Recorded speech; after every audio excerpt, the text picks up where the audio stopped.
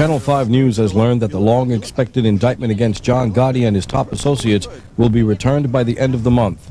It will cover a broad range of alleged racketeering activities, including several murder charges, number one being the December 1985 pre-Christmas slaying of Paul Castellano outside Sparks Steakhouse in Midtown Manhattan. Jess, I want to get back to one thing. In Judge Glasser, in these judges, okay, in all fairness, and I'm going to tell everybody what John Gotti said to me. Even though I had millions of dollars, we had millions of dollars to put up for him.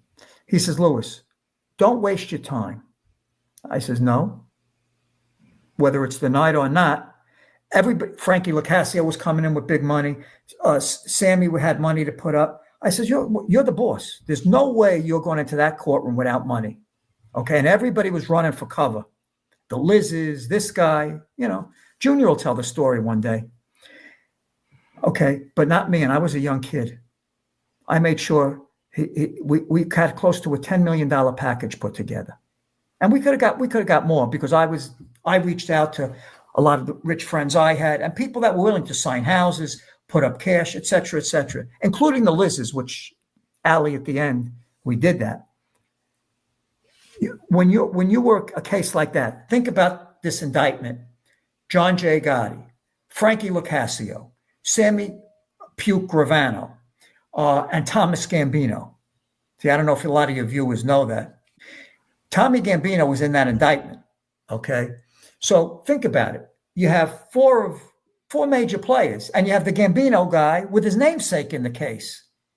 So I don't care if you had the chief rabbi come in and talk to Judge Leo. No one was getting bail. And John said, he says, you're all knocking yourselves out because you had to fill out all kinds of forms. When you offer to put up bail, that's basically how I added myself to the government. The government really didn't know about Kasman that much back then. Yeah, they heard bits and pieces. Because if you notice, on any of John Gotti's recordings, you never hear him bring up Louis Kasman. That's true. Because I was his secret weapon. Never brought me up. Oh, and one recording, he brought up Albie Trimming. He says, I'm the boss. Did you see that, Jesse? Yeah, we spoke about this the other day where he was comparing, talking about Castellano and he's got this business and that business. That's right. And Frankie, and you got this and you got that. And Sammy, whoever Sammy's, if you don't have it, he's taking it. Yeah. Me, I got Albie Trimming and I'm the boss. Yeah. Okay. So out of his own mouth, he had me. I didn't put words in his mouth. And on any tape in Marion or in Springfield, he'll bring up, he always asks for me and always did.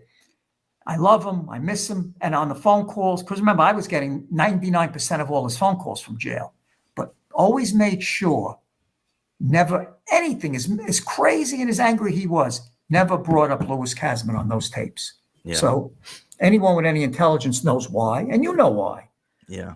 So, but just so people know, they may not know, some people, when he does bring up in that recording about Albie Trimming, that's you, that's your company. So, correct. Yeah. That's me and my father-in-law, Albie Cooler, and Robert Cooler. Yeah.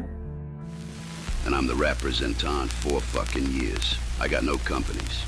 The only fucking thing I did, I went partners with a company that I put into business 5 years ago.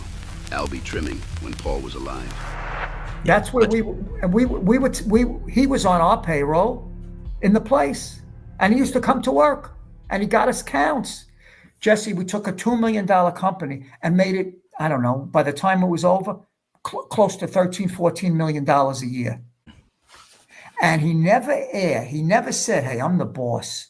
I don't give a fuck. Louis, what do we make this month? We made $1 million. Good. We're whacking it up. Never wanted more, never demanded more, nothing.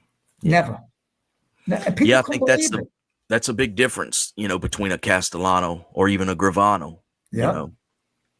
And remember, I was fighting against the Lucchese family back in those days.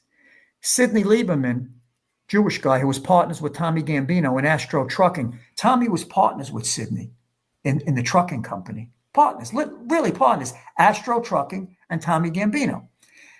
And so Sidney was very aggressive. So when I got up there, I was the kiss of death for Sidney Lieberman and the Lucchese family, because now they had to split the accounts. And they didn't see, he didn't want to do that. Sidney used to get it all. But now when I got up there in the 80s, 83, 82, now Sidney's party was over. And Tommy's party was over, because Tommy wanted to open up a company like mine. Yeah. And him and Sidney were going to go partners. So could you picture that little coffee clutch that morning at 6 o'clock? Well, what are we going to do? There's fucking kids up here now. And he's bringing the boss around. You know, Sidney, there's nothing I could do. There's nothing I could do at all. And Angelo Quack Quack, who I loved, Angelo says to me, Louis, he says, you got this, Tommy. He says, you think he's blinking before? This guy's blinking and twitching 24/7. Angelo told me that, and Jeannie. He says, you got this Tommy going crazy. I says, good. He had a free ride up here now, him and Uncle Paul. Yeah. Now the party's over. Paul's in front of Sparks. And Tommy, if he doesn't want to be in front of Sparks, he's got to give the boss the real business. Right. So, yeah. So, you know, that was the beginning of the garment center.